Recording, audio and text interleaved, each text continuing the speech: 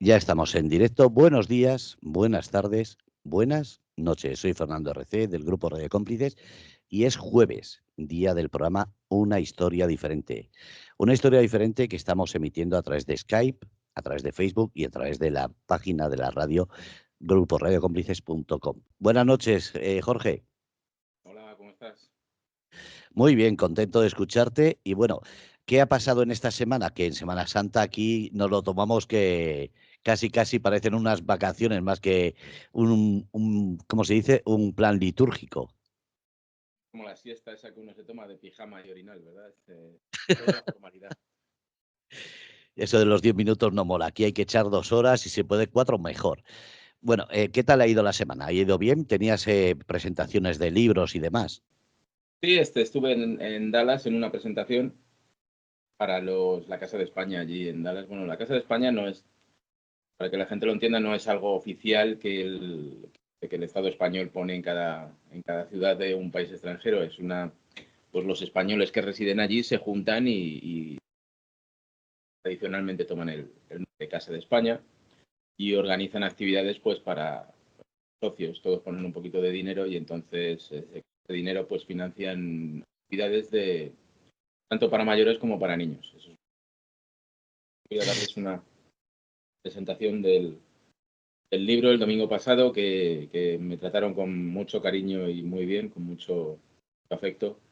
Y se les ve que, pues como todos los expatriados en este país, pues estaban muy necesitados de ellos. Qué bueno. De cariño, de afecto y de que les contasen la verdad de algunas cosas, que sobre todo en este país pues se nos maltrata bastante. Pues, lo bonito que está teniendo todo esto, más que cualquiera de los otros aspectos, es el tema de pues hacer nuevos amigos. Y como allí en los sitios donde vas por aquí, por Estados Unidos, sobre todo con españoles, lo que ellos necesitan sobre todo es solidaridad. Porque en el tema histórico a España se la trata muy mal. Se la trata muy mal por ignorancia y más que por los propios norteamericanos que nos quieran tratar mal, pero a ellos les enseñaron su historia, se la enseñaron mal, con muchas mentiras y entonces lo único que hacen es demostrar pues esa falta de esa ignorancia, ¿no? Se la demuestran hombre, vienes de España, pues ¿y qué les hicisteis a los indios? Es alguna de las preguntas que te sueltan por aquí, pero bueno, ¿qué le vamos a hacer? Es la batalla que tenemos. Una Desde batalla España, que no se, desde España no se ve esto, no se sabe esto. En España, pues hay autores muy renombrados que escriben y la gente se emociona, pero esos autores no llegan aquí absolutamente para nada. Pues la lucha de verdad está aquí. El territorio comanche es y aquí es donde se percibe realmente la leyenda negra. Por ahí hay gente que dice, no, pero eso no existe, es mentira. Sí, no, existe muy fuerte y lo notamos los que venimos aquí a Había ya está subido, el vídeo de la grabación de la presentación ya está subido en mi página web, en YouTube. Pues había una persona que ella decía que al llegar aquí a los Estados Unidos era la persona más woke en España, ¿no? Y claro, a base de estar aquí, pues se empezó a dar cuenta de lo que realmente significa eso. Y entonces, pues ya cayó en el 13 y vio que realmente la leyenda negra existe, está muy fuerte y es cierta. O sea, y hay que combatir contra ella porque igual que combatimos contra cualquier otra mentira, sobre todo histórica. En este sentido, en Estados Unidos lo has comentado, la historia está contada de la manera que les interesa, pero lo hemos comentado aquí más de una vez.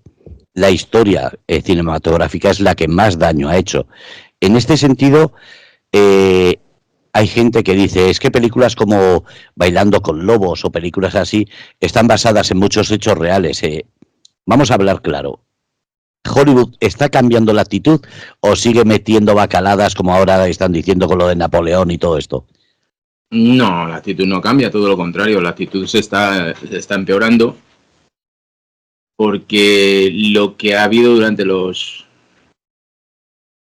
30 últimos años, 35 últimos años, pues ha sido un cambio de dirección y no precisamente a favor de la historia, de la verdad y sobre todo de la hispanidad de España. Entonces, esto está empeorando. Está empeorando con el movimiento woke, está empeorando con la izquierda americana y pues eso se está pasando a través del cine, se está pasando a todo el mundo. Entonces, yo por eso veo bastante difícil una solución a este tema. Lo veo realmente difícil. Y el libro y los historiadores que estáis todos a una, que hay ya cada día más que están hablando de todo esto, no, esa unión no hace fuerza para que empiecen a cambiar la mentalidad, o es muy arraigado y no les interesa siquiera. Y ya no hablo solo de Estados Unidos, sino lo que estamos comentando también. En México sigue pareciendo que hay un efecto político que no interesa por mucho que se demuestre. Sí. Bueno, esto lo comentábamos en el anterior podcast, que lo que hay es una lucha izquierda-derecha, no hay una lucha anglosfera-iberosfera como alguien intenta por ahí sacar. La lucha es contra la izquierda y pues nosotros tenemos en Estados Unidos mucha gente que apoya lo que se está haciendo, contar la verdad, sacar la verdad histórica y al final como el norteamericano realmente valora, norteamericano de a pie, realmente valora tanto la verdad. Una de las cosas peores que puedes hacer aquí en Estados Unidos es perder la credibilidad. O sea, si mientes, aunque sea en alguna pequeña cosa, ya pierdes tu credibilidad, ya no te dejan levantar cabeza en tu vida. Otras cosas pues no están tan así, ¿no? Que puedes ser de ultraderecha, ponerte un cucurucho del Ku Klux Klan, hacerlo auténticas babarrasadas. Eso no está tan mal visto como mentir. En cuanto pierdes tu credibilidad, se acabó los Estados Unidos para ti. Entonces, el americano medio, que no está inmiscuido en esta izquierda política, como te digo, cuando le demuestras con documentos, con papeles que le han mentido en sus libros de texto en las escuelas, pues valora mucho el que tú hagas el esfuerzo de demostrarle lo que pues, la verdad histórica con documentos. Entonces, veo un error que partamos de la base que lo que se dice en España pues no tiene absolutamente ninguna repercusión en los Estados Unidos. Entonces, por mucho que se esfuercen desde España en insultar a la anglosfera, a los norteamericanos, eso no tiene ninguna repercusión aquí. Y pues hay elementos muy propagandísticos desde, como decíamos en el anterior vídeo, desde la derecha española, que piensan que eso está teniendo alguna función aquí, pero no la está teniendo. Y cuando la tiene es negativa. O sea, esos pocos que tenemos a nuestro favor, a favor de la hispanidad, de la verdad histórica, pues cuando ven que desde España se están diciendo auténticas barbaridades contra ellos, que no son verdad, porque una cosa es el gobierno norteamericano, otra cosa es los norteamericanos que pueden votar a uno, pueden votar a otro, pero son personas que no tienen nada que ver con lo que hace sus gobiernos. Entonces es extrapolar ese odio, ese nuevo odio español hacia todo lo anglo, lo que desde España se engloba dentro de lo anglo, que no tiene por qué ser cierto, porque ya os he comentado más de una vez que la mayoría, la más grande inmigración que llegó a los Estados Unidos en toda la historia, pues ha sido de cualquier parte menos de Inglaterra. Aquí lo único que se hace es hablar inglés. Entonces, eso no tiene mucho que ver con los inmigrantes ingleses. O sea que estamos juntando, como se suele decir, churras con merinas, o como se suele decir también, estamos confundiendo la velocidad con el tocino. Entonces, una cosa es lo que el gobierno estadounidense haya hecho en una parte y en otra del globo, y otra cosa es cómo el norteamericano se siente con respecto a España. Entonces, ahí es una lucha que hay que darle muy duro, y los que estamos aquí, sinceramente, pues no estamos teniendo apoyo desde España porque se están equivocando. Entonces, lo que estamos haciendo ahora aquí pues es convenciendo a la gente normal de que la historia como se la han contado es mentira. Y eso requiere de mucha paciencia, mucha capacidad didáctica y claro, lo que no nos ayuda es que pues de repente aparezca uno en España insultando a todos los Estados Unidos, ¿no? No nos ayuda en nada. Entonces, pues bueno, seguiremos peleando por ello, pero quiero dejar constancia que España pues no está ayudando, lamentablemente. Hay una cuestión, antes de volver al ADN, que estábamos hablando de España. Bueno, dos cuestiones. La primera, los americanos ya están diciendo, ya están reconociendo España en el lugar de Europa, o nos siguen poniendo todavía en otros puntos como Sudamérica, África, etcétera. Y ahora sigo con la segunda. Bueno, fíjate que eso no ha variado mucho. No ha variado mucho porque se está produciendo un efecto inverso en la educación de la gente que está siendo básicamente llevado a cabo por la izquierda política. La izquierda política, tanto en España como en todas partes, lo que está tratando es que la gente sea cada vez más inculta, más ignorante, que los sistemas educativos cada vez sean peores, cada vez salga menos gente preparada de los colegios y de las universidades, porque es más fácilmente manipulable. Entonces, en ese sentido, tanto aquí como en España, yo lo veo en los dos lados, pues la gente abandona los colegios en la más absoluta ignorancia. Para que tengamos una idea, pues sería lo mismo, y si buscamos la contrapartida, pues a muchos españoles ahora mismo les preguntas algo de geografía y tampoco lo saben, ¿eh? Bueno, he visto alguna encuesta por la calle, que deja mucho que desear. Confunden países con ciudades y algunos los ponen en América y otros los ponen en Europa. Entonces, en ese caso yo estaría un poquito callado porque lo mismo hay en los dos lados del charco. No, sí, en España ahora mismo de universitarios, ya no hablo de gente joven, no, desde universitarios para abajo, cualquier localidad española, la mayoría no sabe ni dónde está. Conocen y no saben ni siquiera la capital de muchas provincias. Y fíjate que es lo básico, porque es que conocer tu entorno, pues es lo básico. O sea, la gente menosprecia la geografía y yo la considero básica, porque con la geografía va la historia y va la comprensión de la historia y con la comprensión del pasado va la comprensión de tu futuro, o sea, y del presente. Entonces es que va todo unido y entonces renunciar a algún tipo de conocimiento por ese tema, pues es que nos están convirtiendo en ignorantes porque es lo que interesa para votar. Y la otra parte, cuando hablamos de los mayas, España fue allí, invadió los mayas, pero no todo fue malo. Y lo mismo con los indios americanos. Entonces, esas dos comunidades, ¿qué hablan de todo esto o tampoco se ponen en uno de los bandos a decir si es verdad o no? Bueno, es que al final las comunidades indígenas llevan 200 años ya de aleccionamiento en sus propios sistemas educativos.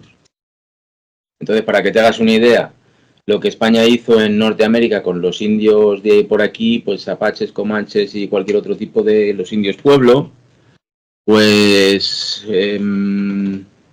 evidentemente no fue como lo cuentan y ni tan siquiera fue como lo contamos los españoles. Hasta autores actuales pues están metiendo la pata grandemente con esto.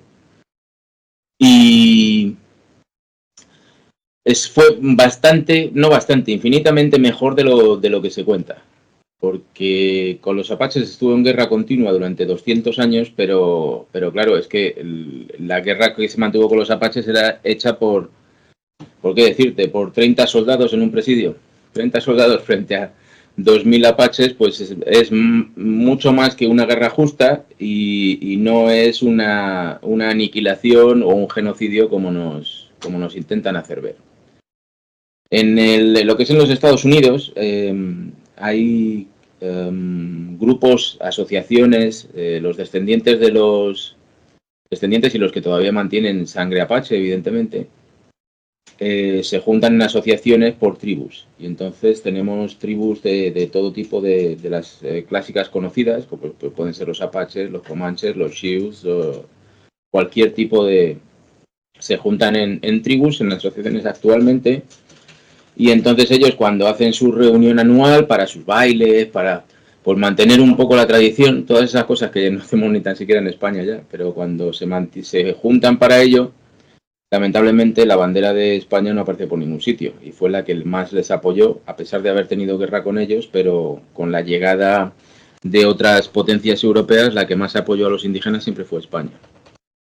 Entonces estas gentes se reúnen y sacan allí la bandera de los Estados Unidos, que fue la bandera del genocidio, fue la bandera de los asesinos. La bandera que llegó con el genocidio indígena en el norte de América se hace principalmente en la segunda mitad del siglo XIX, a partir de 1850. Es cuando los Estados Unidos se están expandiendo por el destino manifiesto, se están expandiendo hacia el oeste, conquistando su este y lo están conquistando de forma militar. Militar quiere decir que se van empujando con los soldados, pues se van empujando a los indios y se los meten en reservas.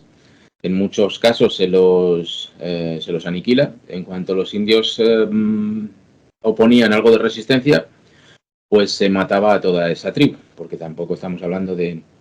El tema con los indios en Norteamérica, tampoco estamos hablando de tribus muy grandes, ¿no? Estamos hablando de, muchas veces eran tribus, pues eran clanes familiares, a lo mejor de como máximo 50 familias o 60 familias. Entonces estamos en sitios como Wounded Knee, ¿no? Pierna herida, traducción al castellano, en los que el ejército de los Estados Unidos aniquila a toda una población de indios, y esto se va repitiendo, y eso se produce sobre todo en la California, cuando llegan los norteamericanos hasta la California con la fiebre del oro. Mucho acusar a España de querer solo oro, pero cuando llegan los norteamericanos, eso sí que aniquilan a casi todos los indios en la zona de California para quedarse con tierras y quedarse con oro. Es muy bonito ahora echarle la culpa a Fray Junípero Serra, ¿no? Tenemos esa izquierda woke aquí en los Estados Unidos echando la culpa a un fraile de que convirtió a los indios y según ellos les hizo trabajar en las misiones, ¿no? Cosa que tampoco es cierta, porque en las misiones trabajaban, pero trabajaban para sí mismos, para construirse sus casas, para cultivar los campos y para todo esto. Trabajaban para sí mismos. Entonces ahora resulta que el demonio personificado es Fray Junípero Serra, pero los que aniquilaron a toda la población indígena de California pues fueron los norteamericanos con la bandera norteamericana. Y entonces ahora pues hay que derribar las estatuas de Fray Junípero, pero cuando estos indios se reúnen en sus fiestas, pues se reúnen con la bandera norteamericana. Y para eso pues me parece que tengo alguna foto por aquí que igual los puedo compartir. Voy a echar un vistacillo así rápido, a ver si las encuentro. Y pues eso es lo que está pasando por la zona, ¿sabes? Eso es lo que tenemos. Tenemos que... fíjate que ahora ni tan siquiera los gobiernos, aunque sean demócratas, son tan malos contra España como lo es esa izquierda woke. No, ya solamente es volver al tema, si te habían comentado algo cuando hablamos de la invasión musulmana en España, que habíamos quedado en esa segunda parte, si te habían comentado algo. No, pues realmente no, hay un par de comentarios ahí bastante... que a veces que siempre los dejas, no los borras. Han llegado un par de comentarios que pues, había que borrarlos directamente. Y yo como nunca he sido, yo nunca dije que mi parcela, lo que es el jardín de mi casa o mi zona de redes sociales sea una democracia, pues cuando algo no me gusta lo borro y me quedo tan a gusto, ¿sabes? O sea, no tengo ningún problema con ese tema, ¿no? Entonces, pues ha habido un par de comentarios y tratando de ser ofensivos, pero no, en mi caso los borro directamente. Y luego ha habido otro par de ellos, pues que tratan de ser autorizados, pero realmente no tienen ninguna autorización, porque lo que te van diciendo son cosas absolutamente absurdas, ¿no? Entonces te sueltan a lo mejor una parrafada ahí de tremenda para decirte que no sé si lo comenté en el anterior, yo creo que no, porque no, llevamos, claro, Semana Santa, eso no lo había comentado. Entonces, el análisis de ADN que yo utilicé para mi tesis doctoral, que la publiqué, la terminé en 2019, pues es un análisis de ADN del año 2001, efectivamente. Hay análisis posteriores, pero los análisis posteriores lo único que están haciendo es refrendando lo que dicen el análisis de 2001. Este análisis tiene una ventaja, y es que es mucho más claro y mucho más fácil de entender para cualquier persona que los posteriores. Entonces, pues alguno ha venido achacando que si estaba utilizando como decirte, pruebas totalmente desfasadas y que estaba todo muy superado. No. Sí, claro, con 20 años de diferencia pues podemos decir que está superado, pero cuando las conclusiones y la información que te proporciona determinado documento no ha cambiado, por mucho que salgan documentos nuevos, pues lo hace plenamente vigente. Y pues como le dije a uno, le dije, me parece muy atrevido que pretenda darle clases de arqueología a un doctor en arqueología en activo, ¿no? Ya te tienes que poner en ese plan, porque la gente, como este es un mundo libre y está motivando a que la gente exprese su opinión, lo que pasa es que a muchos habría que decirles que el problema no es la libertad de expresión, es que para decir tonterías es mejor estar callado, ¿no? Ese ha sido uno de los temas, por ejemplo, y luego, pues sí, tenemos que estos temas pues están afectando a gente, ¿no? Pues que realmente tiene una posición ideológica muy concreta y confunde las churras con las merinas, como digo, ¿no? Y entonces pues llega alguno y le estás presentando papeles y le estás presentando documentos y análisis y tal, y te viene y te dice que eres un acomplejado por no aceptar que tienes sangre árabe, ¿no? Bueno, pero si no la tengo, ¿por qué la tengo que aceptar, no? O sea, si tengo un ADN, si el ADN está diciendo que como mucho tengo un 1% de árabe, ¿por qué tengo que decir que soy árabe? O sea, es que es lo absurdo todo este tema, ¿no? Entonces no se acepta la realidad histórica de ninguna de las maneras, porque está tamizada por el tema político, ¿no? Entonces esa es una cuestión pues que no termina de superar sobre todo el español. Esto sucede en todas partes, pero el español no termina de superarlo, ¿no? Nos hemos creído aquel cuento de que, como he dicho hace un minuto, de que hay libertad de expresión, pero lo que no hay es libertad para decir tonterías. Entonces eso debería estar controlado. Además, lo hemos comentado aquí, estamos hablando de 1400, 1300, de 1200, es decir, hace casi 1000 años. Estamos en el 2023, es decir, 800 años o 700 años de la última vez que estuvo, bueno, sí, por ahí, 800 años desde que estuvieron aquí la invasión musulmana. Lo que pasa es que esa invasión musulmana hay que entenderla. Es que la gente se cree que vinieron todos los moros y que los que quedaron después pues eran árabes y eran moros en España, ¿no? Es que el territorio fue reconquistado. Y los que tenían esa religión pues fueron poco a poco siendo expulsados. En el año 940 aproximadamente, que es cuando el emirato se convierte en califato, es el momento en que empieza a recular, ¿no? Hasta ese momento habíamos tenido como media España, solo media, no entera, pero solo media España era musulmana y la otra era cristiana. Hasta 940. A partir de ahí empiezan a recular hacia atrás. Entonces hay muchos hechos que prueban que poco a poco se van sacando de la península pues la gente con sangre musulmana y sobre todo árabe. Prácticamente es que el árabe es un idioma, y no lo hablaban todos, porque mucho de lo que se hablaba eran dialectos pues de origen bereber o de otros orígenes, pero no el árabe. O sea que ni tan siquiera por el idioma. El árabe, de acuerdo que en el momento en que llegan los omeyas sí son de origen árabe y sirio, pero a partir de ella no. A partir de ahí, pues esto es ya, España es totalmente independiente. Entonces, no sé, es que a alguien le han metido en la cabeza de estas historias y hay mucha gente pues que no le gusta por la razón que sean los cuentos medievales. A mí tampoco me llaman la atención los de los caballeros y las justas y todas estas cosas, pero en cambio ha aceptado totalmente las 1001 noches de Sherezade y entonces se piensa que eso es lo bonito y que entonces es muy bonito ser moro en un... Pues es que no lo somos, es que, ¿qué le puedo decir? O sea, como había uno, ¿no? Es que es una mezcla de... Había uno que nos dijo, España es una mezcla de íberos con bereberes, y le tuve que decir, no, mira, no es lo mismo ponerle un terrón de azúcar al café que hacer una mezcla de café y azúcar. No es lo mismo. Entonces, sí, España tiene un terrón de azúcar de sangre bereber, estamos hablando a lo mejor entre, dependiendo de las regiones y dependiendo de las personas, pues está entre un 1 y un 10%, pero el resto no lo tiene. Entonces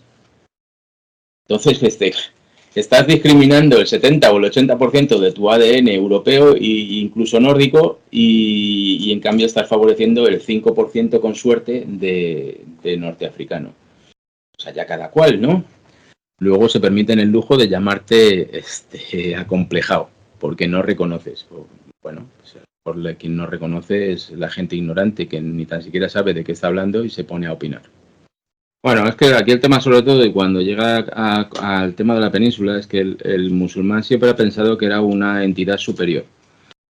Lo mismo que el cristiano, ¿no? Pero bueno, el musulmán sobre todo considera a los demás infieles, impuros y entonces pues no se junta con ellos, y luego el aceptar por parte del musulmán, el aceptar mezclas sanguíneas, ya sea tanto de judíos que poco a poco las va aceptando, pero muy, muy despacito, o mezcla sanguínea con los cristianos, pues era imposible, prácticamente imposible. Eso no ocurría con los judíos, porque los judíos sí aceptaban quiero decir, el judío no tenía esa superioridad como nación que sí tenía, como religión que sí tiene el Islam. El judío no tiene inconveniente en hacer negocios o en prestar dinero o en hacer lo que sea con cristianos y con árabes. Esa es la salvedad. Pero tanto unos como otros no se mezclaban tanto, ¿eh? No se mezclaban casi nada, tanto judíos como musulmanes. También pasaba con los cristianos. Los cristianos, lo único que pasó en la península, pues es que los cristianos que había hasta ese momento viviendo, como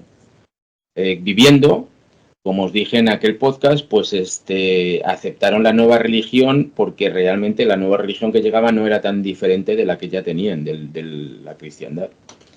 Y por otra parte, pues pagaban menos impuestos que manteniendo su religión, pues decidieron hacerse musulmanes, y de la misma forma pasó al contrario, que cuando llegó la reconquista cristiana, pues durante bastantes años, durante muchos años, a los musulmanes se les siguió permitiendo vivir en territorio conquistado hasta que llegó Isabel la Católica, ¿no?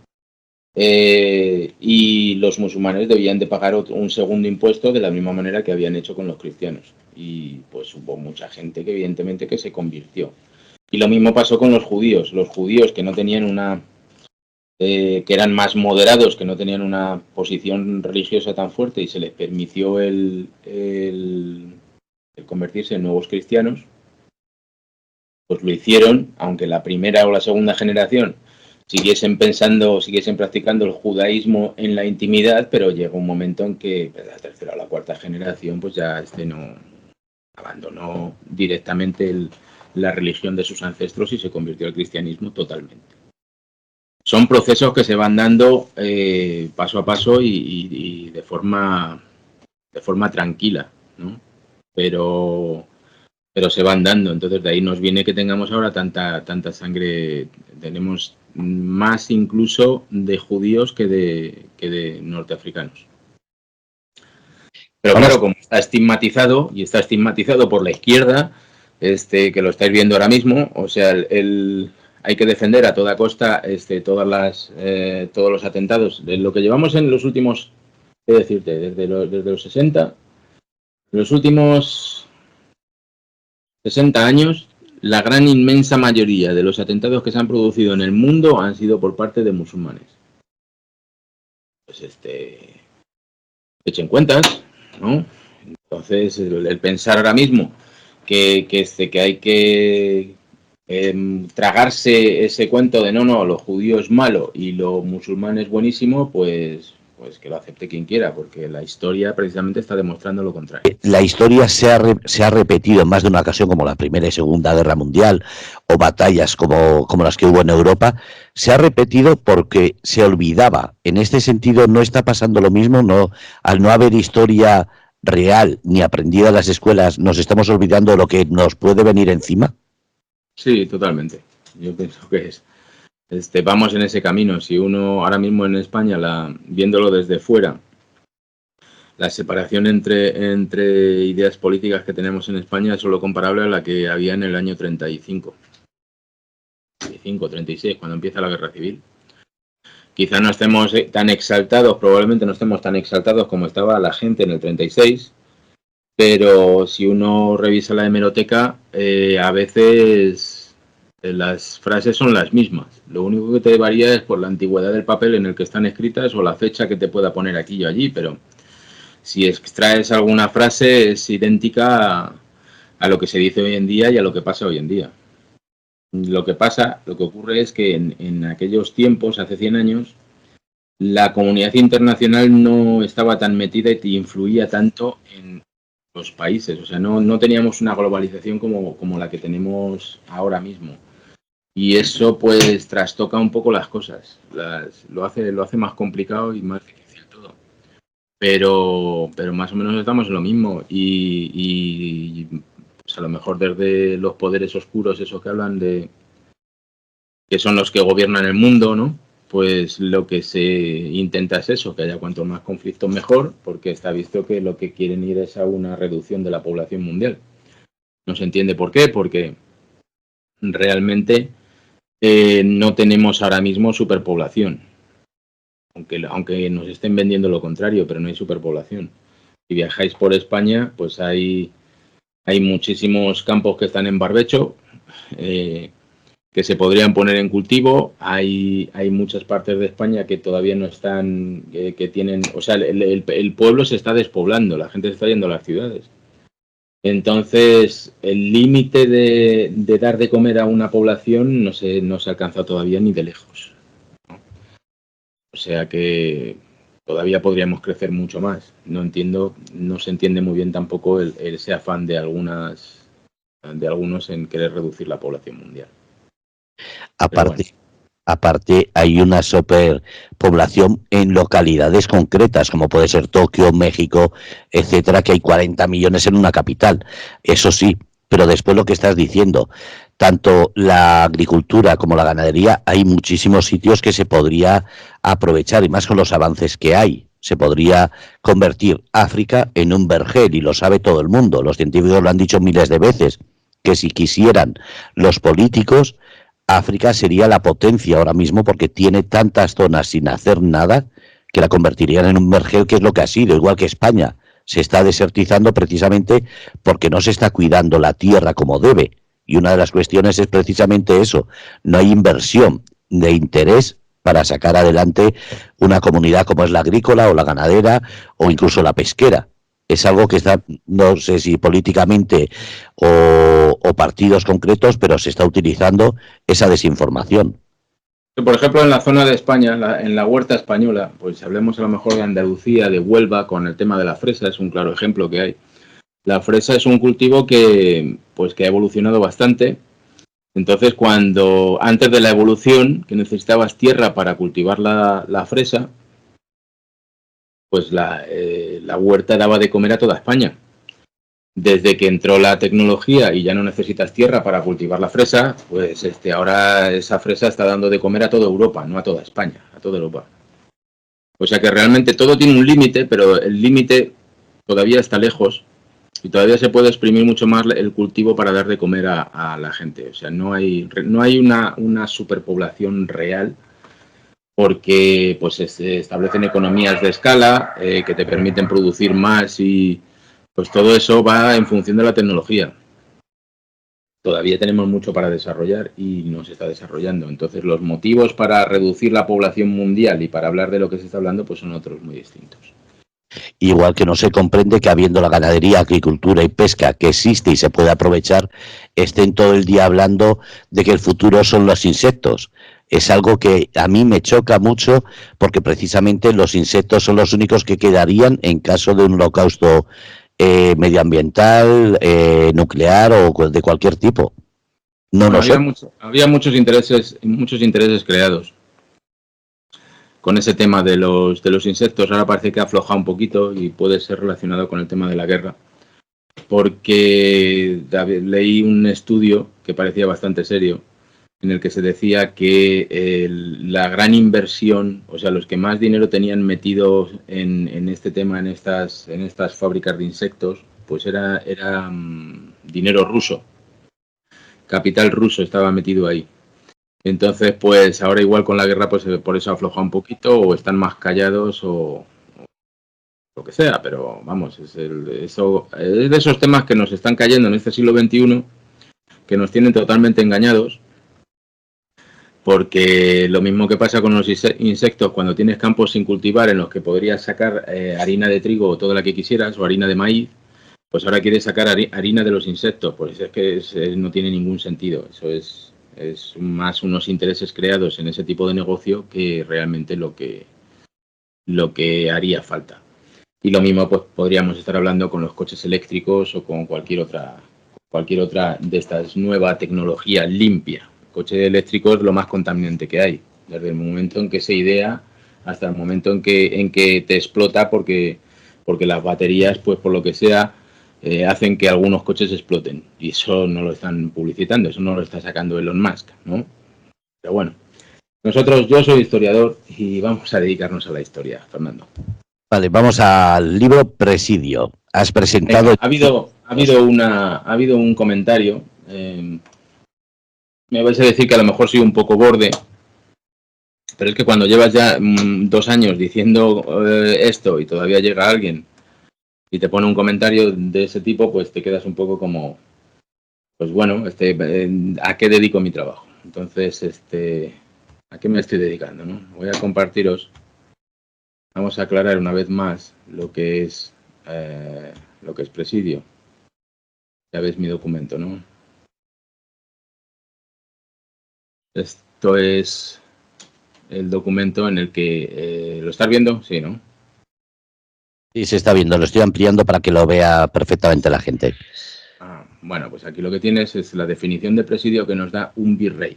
Un virrey de la Nueva España. Todavía hay que aclarar este tema porque aunque la palabra presidio lo que está definiendo es a una unidad militar, un grupo de soldados. Y esto queda claro en numerosos diccionarios militares, incluso en la funcionalidad no solo de los presidios en Norteamérica, sino de todos los presidios en el mundo. En algunos casos lo que ocurre es que también se llama presidio al lugar donde se establece la unidad militar. Y esto también sucede con otras unidades militares del ejército, como puede ser el batallón, la brigada, etcétera, etcétera. Tenemos claro que un batallón, por ejemplo, es un número de soldados X, lo mismo que la brigada es un número de soldados X, pero cuando esos soldados, por ejemplo, tienen mucha costumbre de decirnos tengo que ir al batallón a hablar con el comandante, por ponerte un ejemplo, o sea, si tú tienes que ir a un sitio, lo que tienes es una dualidad, es una unidad militar que está establecida en un sitio. Entonces tú cuando te refieres al batallón, pues te vas al sitio donde está establecido el batallón, porque allí tienes que hablar con el mando, por poner un ejemplo. Pues lo mismo es el presidio. El presidio es una unidad militar que está establecida en un castillo o en un fuerte, pero algunos se empeñan en confundir las dos cosas, ¿vale? Esta definición de castillo o de fuerte, de confundirlo con un castillo o con un fuerte, pues se puede dar en otros sitios, como puede ser San Agustín de la Florida, o puede ser el que estaba justo enfrente de la Veracruz, allí en la costa. Se puede dar en algunos casos, pero en la gran mayoría lo que tenemos es un grupo de soldados. El presidio es un grupo de soldados. Y eso nos lo dice el virrey duque de Alburquerque, que nos dice: hay también otros presidios en lo más interior de las provincias de la Nueva Vizcaya, Nueva México, Coahuila y Nuevo Reino de León, o sea, todo lo que es el norte del actual México, el país. Dice, en parajes confinantes de indios no reducidos, de indios que no eran pacíficos, o sea, que no estaban hispanizados, cuya barbaridad suele arrojarse a las poblaciones y hacer correrías en los caminos de notable horror. O sea que estos indios pues estaban continuamente atacando caminos y poblaciones y pueblos y matando a un montón de gente y comiéndosela y así, ¿verdad? Y continúa el texto. Estos, aunque vulgarmente se nombran presidios, no lo son en lo formal porque no son plazas, fortalezas ni castillos. Pero dice claro el virrey. Sino una compañía de montados. Cuando se refiere a montados se refiere a soldados que van montados a caballo. Una compañía de montados de número prefijo que están rancheados en aquel paraje con su capitán y oficiales. Y ellos tienen obligación de mantenerse con caballos, armas y municiones por el salario que cada año les está asignado. ¿Okay? Entonces ya el virrey nos está diciendo que son un grupo de soldados, una unidad militar que no es un castillo. Bueno, pues todavía hay alguien que llega y te deja un mensaje en el YouTube y te dice: los presidios son castillos o fuertes. Vamos a ver, a mí, no se me ocurre meterme en la página de un doctor en medicina, de un cirujano, y decirle, las migrañas no afectan a la cabeza, afectan a los pies. O sea, cuando te duele un pie es porque es migraña, ¿no? O sea, se me ocurre darle una indicación o decirle al doctor qué es una cosa o qué es otra en medicina. Yo no soy médico, pues es que es lo mismo pasa aquí. O sea, te está diciendo por activa y por pasiva un doctor en arqueología y en historia que después de 10 años de investigaciones ha dado con documentos que definen al presidio de Norteamérica como un grupo de soldados, una unidad militar. Pues bueno, todavía hay alguien que en un meme, en un post de Facebook ha leído una cosa errónea, porque es errónea, y entonces viene y te la suelta a la cara en tu YouTube. Pues es que ya llega un momento que no sabes cómo decir las cosas, ¿no? Lo que te digo. No voy a enseñarle yo a Ferran Adrià que tiene que echar más sal o menos sal o azúcar o lo que quiera echar. Ese es un verdadero problema. Entonces, la educación decía que la educación y el respeto tiene un límite y llega un momento en que ya se satura, ¿no? Sí, ya se satura totalmente. Y luego pues mira, te voy a cambiar, ya dejando ese tema aparte, espero que pues me vuelvan a salir con el mismo tema. Te voy a cambiar y vamos a ir a la presentación que, como te dije, que estuve dando en Dallas, que estuvo bastante interesante. Vamos primero, a ver, voy a buscar otra cosa, antes de nada. Desde nada, porque esto, bueno, los que me seguís en mi Facebook sobre todo, pues habréis visto las fotos, pero bueno, por darle un recuerdito a la gente de Dallas, que estuvo muy, muy cariñosa y muy, muy bien. Entonces en el Facebook ya publiqué lo que es aquí vamos. Vamos a compartir esto. Vamos a ver, lo que yo quiero decir con esto es que a mí se me puede decir lo que sea. Ya veis que soy bastante campechano y muy abierto y acepto pues muchas, incluso correcciones cuando estoy equivocado, pues no me importa corregir y cambiar, o sea, no hay ningún problema. No lo digo porque no sea yo abierto a ningún tipo de contradicción, ¿no? Pero es porque ya llega un momento que dice, bueno, ya está bien, o sea, me estáis tomando por esto no puede ser. Entonces, bueno, a ver, ya estáis viendo mi Facebook, creo. Sí, ya lo estáis viendo. Pues este es un grupito, parte del grupito tan majo que tuve allí en Dallas. Es la Casa de España en Dallas, y muy majos todos, muy abiertos a aprender, porque realmente sobre todo lo que ellos estaban pasando pues es que te falta, primero vienes desde España con unos pensamientos que son totalmente erróneos porque te los han inculcado desde el sistema educativo español, y luego cuando llegas aquí pues te encuentras en inferioridad de condiciones porque no tienes los conocimientos para hacer frente a lo que te dicen cuando te atacan, sea quien sea. Y entonces pues les ha gustado mucho que llegase yo y les dijese cómo son las cosas realmente, ¿no? Pues el tema de las misiones, el tema de los presidios, y de que pues en los españoles, allá donde vayan, pues tienen que estar orgullosos de su pasado y de su historia. De todas maneras, para el que esté interesado, pues mirar en mi canal de YouTube, porque la presentación completa ya la he subido, la subí el viernes, creo que fue. No, el martes, este martes pasado. Hace un par de días. Me viene una pregunta a la cabeza. La mayoría de esa gente es que le gusta la historia, son estudiantes, son... ¿qué relación tienen contigo? Para que la gente no piense, son mi familia y mis amigos, ya está. No, por relación ninguna. Son gente que está viviendo, que emigró y por trabajo, por la razón que sea, pues está viviendo en otra ciudad, está viviendo en Dallas. Dallas está a 500 kilómetros de San Antonio, donde yo estoy. O sea que realmente no conocía a ninguno de ellos, ¿no? No tengo así conocidos amigos en Dallas, y yo no, lo que os digo, no los conocía.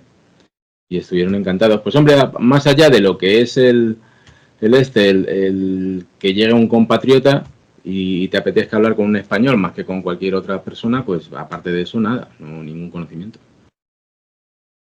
Y entonces, por lo que les fui a dar esta charla, y hay partes de esta charla que me gustaría considerar. Los que iban sin saber realmente a quién iban a ver ni nada, ¿no? Y alguno, pues al principio de la charla me dice, ¿pero tú eres historiador o eres arqueólogo? O no, bueno, historiador. Digo, sí, yo soy arqueólogo e historiador. Y pues quedaron gratamente sorprendidos de lo que se les estaba contando, y eso suele pasar muy a menudo, ¿verdad? Porque llegas y llegas pensando que las cosas son de una manera porque todo el mundo te ha dicho que eran de esa manera. Y no solo los extranjeros, sino que además te lo dicen gente en tu país y lo dicen tus libros de la escuela, y te crees que es así y tienes que aceptarlo, ¿no? Pero realmente pues no hay que aceptarlo. O sea, la verdad es la verdad y hay que defenderla siempre. Entonces lo que tenemos, venga, a ver si ahora quiero arrancar esto. Se me ha quedado. Vamos.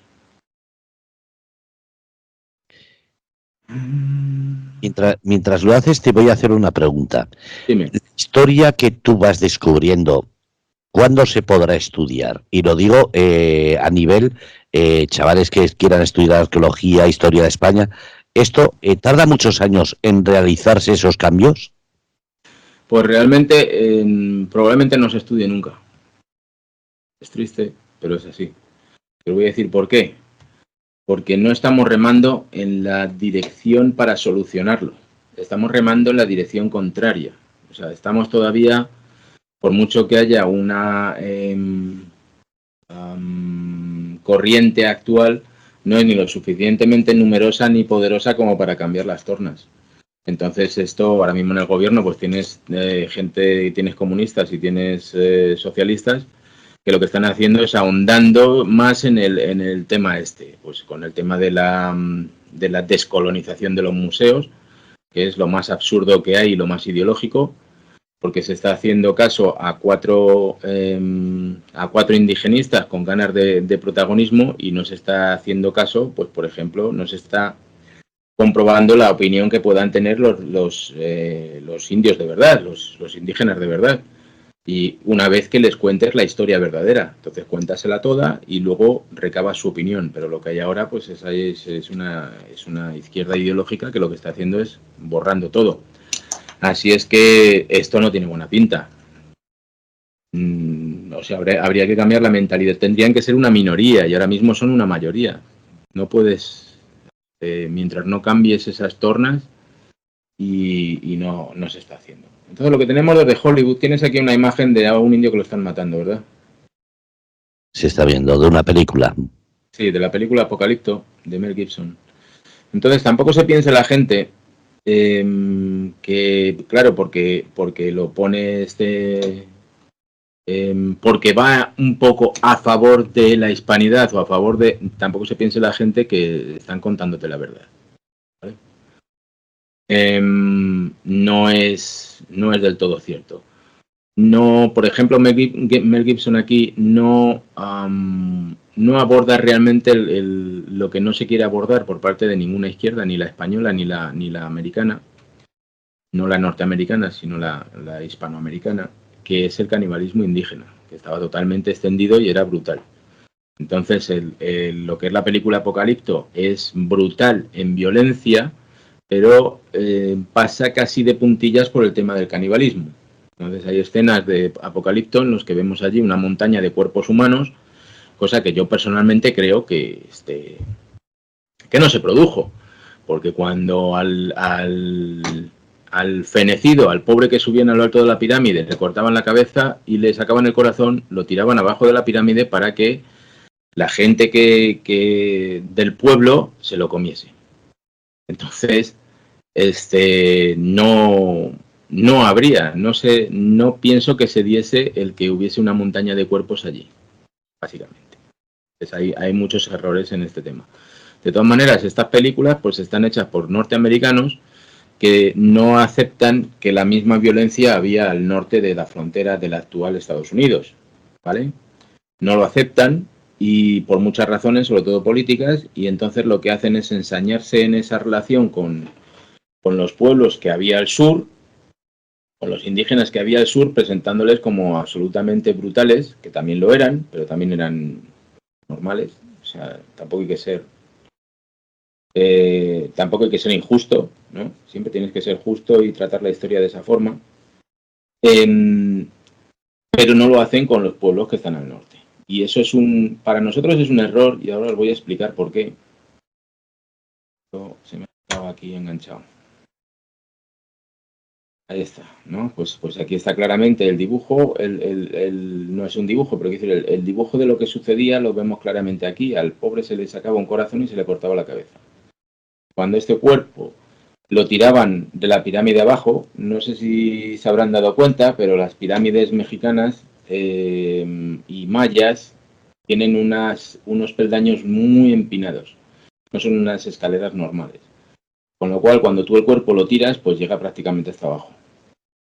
Cuando lo tiras desde arriba, ¿no? Eso es lo que se hacía, se tiraba el cuerpo desde arriba para que toda esta gente que está aquí en la parte de abajo viéndolo, pues hiciese uso del cuerpo. Aparte de que estaría destrozado. Sí, bueno, claro, pues más fácil para comer, ¿no? Sí, como un pulpo apaleado, más blando.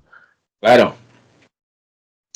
Pero es que esto es lo que había y nadie quiere asumirlo. Entonces, en cuanto hablas algo de canibalismo o hablas algo de esto, pues el que está ideologizado, sobre todo la izquierda, pues está diciendo, no, eso era mentira, no, porque era ritual. Pues no sé, lo que he repetido muchas veces en muchas presentaciones, a lo mejor este sacerdote le pegaba un bocado al corazón a un latiendo y rezaba lo que rezase, decía 3 o 4 párrafos y lo elevaba al sol y pedía que lloviese y lo que ustedes quieran, pero bueno, llamarlo ritual, vale, se lo voy a comprar, pero cuando esto se hacía a miles de personas, las cuentas están en unas 50.000 personas al año. Y se les tiraba abajo de la pirámide y los de abajo se lo comían, ahí ya no había ningún ritual. Entonces, catalogar esto de ritual, pues a mí me parece obsceno. Y todavía defenderlo ideológicamente, eso ya es que para mí es el colmo, ¿no? Pero bueno, como ya os he dicho muchas veces, también se defiende los valores de la Unión Soviética, que no tiene ningunos, porque de allí no salió nada bueno en toda su historia, y no se habla de los 60 millones de muertos que ocurrieron solo en la Unión Soviética. Lo que tenemos con México es esto, que también, y esta es una pintura de Ferrer Dalmau, lo que tenemos o sea, no es una fotografía, ¿no? Ni es Pero realmente los cronistas, los que escribieron la historia en aquellos años, lo que nos están explicando pues es que también los aztecas también tenían esto, eran gente normal, no estaban todo el día comiéndose a los demás, ¿no? Pero vamos, que lo hacían y hay que asumirlo. Lo que tenemos desde el norte es esto, y esto es un error grave. Lo que tenemos en el norte es que nos están diciendo que, para que se hagan una idea, los que tenemos ya edad y estuvimos disfrutando de las películas del oeste, del John Wayne, de todos estos, ¿verdad? Pues siempre nos mostraban a los indios como malos, malísimos. Y a los americanos como los buenos, buenísimos. Esto pasó hasta hace 30, 35 años. Desde hace 30 o 35 años lo que se está tratando es de limpiar la cara a los indígenas. Y hasta cierto punto, pues tenía su razón y su lógica, pero no al extremo al que se ha llevado ahora mismo. Entonces se piensa que los indios estaban en comunicación con los animales, ¿no? Y esto, pues hay gente, búfalos y realmente lo que tenemos es una población indígena muy atrasada que hace uso y consumo de todo lo que está a su alcance, ya sean caballos o sean búfalos o sean perros o lo que sea. Estos indios utilizaban los perros como animales de carga antes de que les llegasen los caballos e incluso después los utilizaban como animales de carga, pero claro, con esa asociación que los humanos actuales tenemos con los perros, pues eso nos parece salvajismo. Y como que hay que taparlo un poquito, ¿no? No, bueno, pues no hablamos de eso, porque todo nos afecta, porque todo nos... Pues el indio utilizaba al perro como animal de carga. Entonces le ponía 2 palos, uno a cada lado, a forma de camilla, y ahí se cargaban pues hasta 20 kilos tranquilamente. O si no, le ponían como un arnés, una mochila, que lo llevaban y ahí iban cargando pues sus cosas. Cuando el perro se hacía viejo o no tenía uso ya real, pues se lo comían. Ni más ni menos. Y lo mismo pasa con los búfalos. Los indios no les rezaban a los bisontes. No les pedían perdón cuando los iban a matar. Eran comida. Entonces, daban gracias al Supremo porque una vez al año venía una marea de bisontes por su territorio y entonces durante un mes pues los iban siguiendo y durante un mes iban comiendo bisontes. Pero que se olviden de que un indio del siglo XVIII, del XVII o del XVI, con un atraso casi que le lleva hasta el Paleolítico o más, anduviese rezando y pidiéndoles perdón a los pobres bisontes porque los tenían que matar para comerse. Y lo mismo pasaba con los caballos. Con los caballos, claro, llega Hollywood y nos pone películas tan bonitas como estas que te sueltan la lágrima. Y hoy, fíjate que a las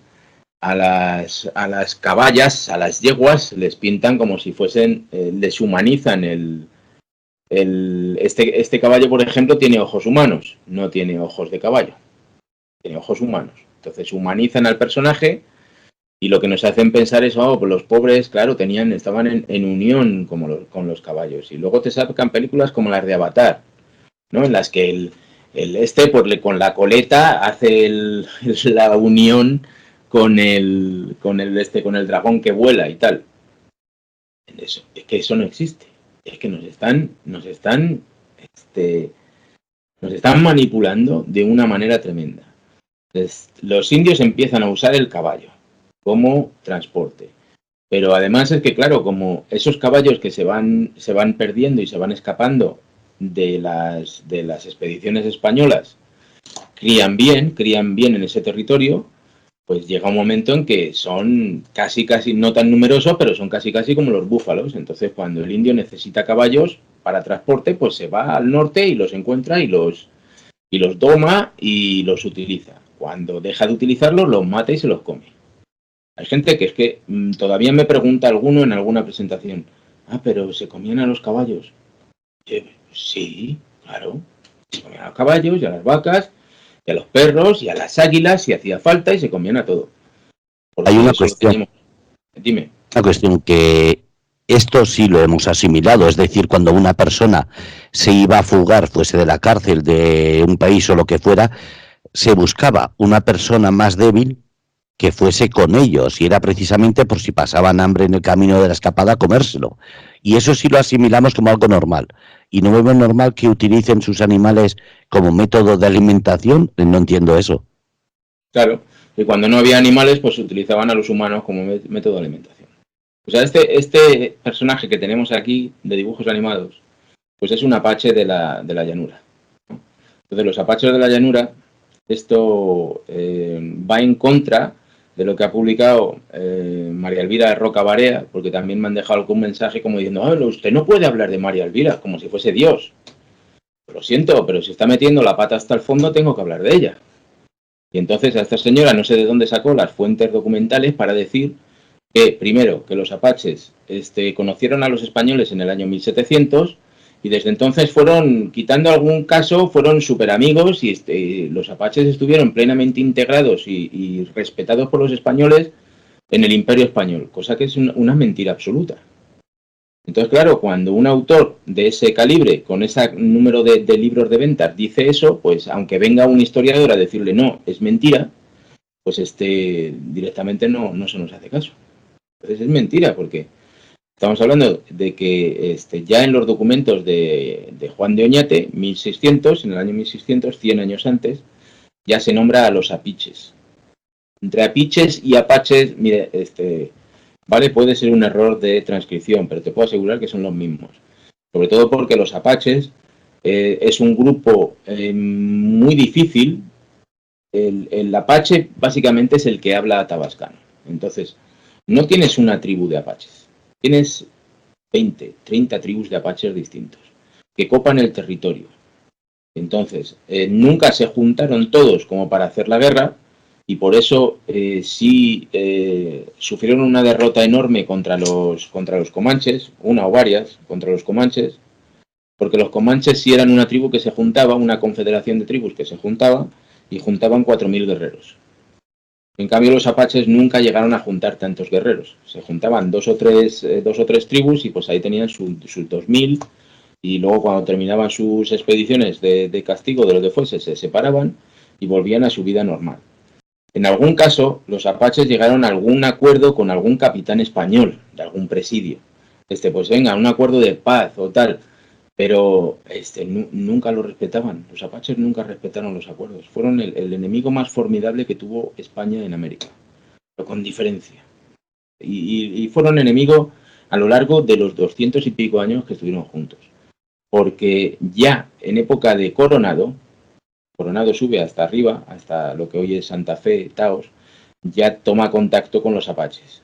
Y aunque en ese momento parece ser que no estuvieron muy de guerra, un poquito solo, para Coronado lo que ocurrió es que se puso de guerra con los indios Puebla, que no son apaches.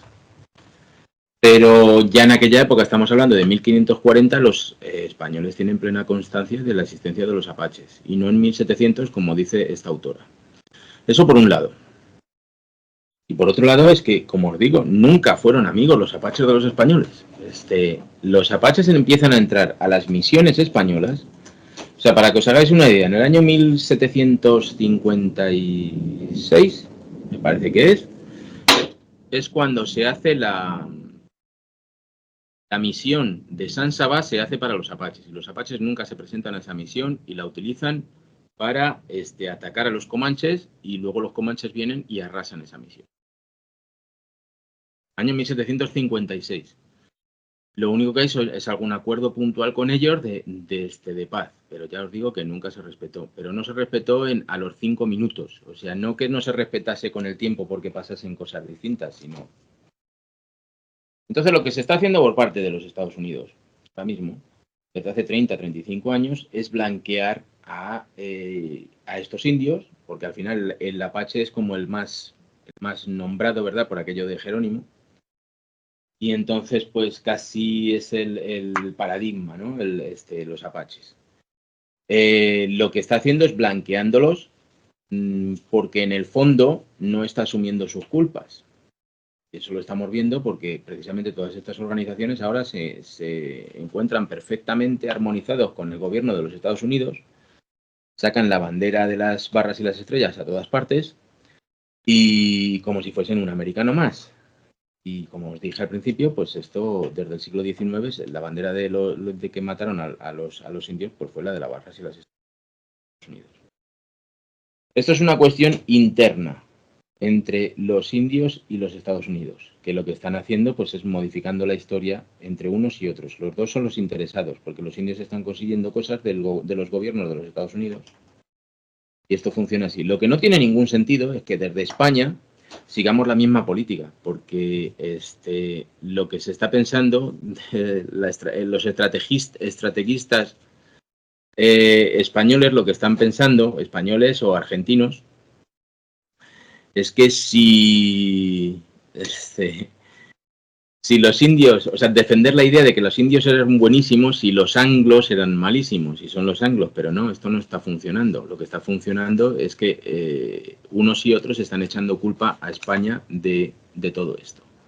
Y somos nosotros mismos, desde esa derecha ideológica, desde esos autores de derecha, los que estamos defendiendo la idea de que, hombre, no, los indios eran buenísimos. No, los indios eran indios, estaban muy atrasados y vivían de acuerdo a ese atraso. Entonces había algunos, como los del norte, como los apaches, que tenían mucha comida a su disposición, como eran los bisontes, y había otros indios, como los del sur, de la frontera actual de los Estados Unidos hacia abajo, que por superpoblación no tenían ningún animal y estaban practicando canibalismo. Ese es el nivel de atraso de los indios. No hay que lavarles la cara absolutamente para nada, ni ver imágenes como esta que os estoy aquí enseñando desde hace un rato. ¿Vale? Entonces, por favor, yo pido, abandonen esa estrategia de blanqueamiento de los indios. No favorece en nada a España. Está siendo utilizada por los norteamericanos para echar una vez más la culpa a España de todo. Y estos que se creen muy hispanistas y muy defensores de la hispanidad en España, pues están siguiendo la misma estrategia, que fuera de nuestras fronteras, fuera de España, lo único que está haciendo es echando mierda a España. Entonces piénsenlo. Antes de seguir lavando la cara a los indígenas, piénselo, porque va en nuestra contra. Pues muchísimas gracias. Un jueves más de aclarar otra vez los puntos y sobre todo poner claro que el libro Presidio no trata de las cárceles de Estados Unidos, sino lo que has comentado y además bien explicado, que eran las zonas como si fuese la casa de postas antigua aquí en Europa. Bueno, pues, no, realmente, no me lo saques por ahí, Fernando, no. Es un grupo de soldados. Tenemos que defender la idea de que es un grupo de soldados, porque así lo decían los virreyes y los documentos. Es un grupo de soldados que se establece en un lugar para defender ese territorio. La casa de postas es la casa de postas, donde se establece el presidio, pero son dos conceptos distintos que a mí me gustaría dejar claros. O sea, el presidio es el grupo de soldados que defiende el territorio. Y ese grupo de soldados es móvil. Y entonces un día está aquí y mañana está allí. Pero cuando esa casa de postas es abandonada por los soldados presidiales, ya deja de llamarse presidio, se empieza a llamar casa de postas. Entonces, sí, lo que da a un fuerte el nombre de presidio es que en él haya una fuerza presidial, unos soldados presidiales. Una vez que los soldados presidiales se van... Entiendo, es como si fuese una aduana. Eso es, más o menos. Es el cuartelillo de la Guardia Civil, lo podemos entender, porque pues, es la casa, es el sitio donde el presidio se establece. Sí, para que entendamos al lenguaje actual, porque claro, si es una especie de aduana o casa de la Guardia Civil donde la gente hacía uso de esa defensa militar o de esa defensa de seguridad, claro, no es una casa de postas. Una casa de postas era el sitio donde se resguardaban a descansar, no más. Entonces, por eso, gracias por aclararlo. Claro, bueno, pues encantado un jueves más de estar aquí con vosotros y pues nada, espero que os haya gustado. Muchísimas gracias, Jorge. Desde luego, otro jueves más aquí en Grupo Radio Cómplices con el programa Una Historia Diferente. Un abrazo, cuídate. Bye. Bueno, pues habéis escuchado a Jorge Luis García, historiador y además la persona escritora o escritor de ese libro Presidio. Gracias a todos desde Grupo Radio Cómplices, jueves 10 de la noche, aquí, con Jorge Luis García. Un abrazo.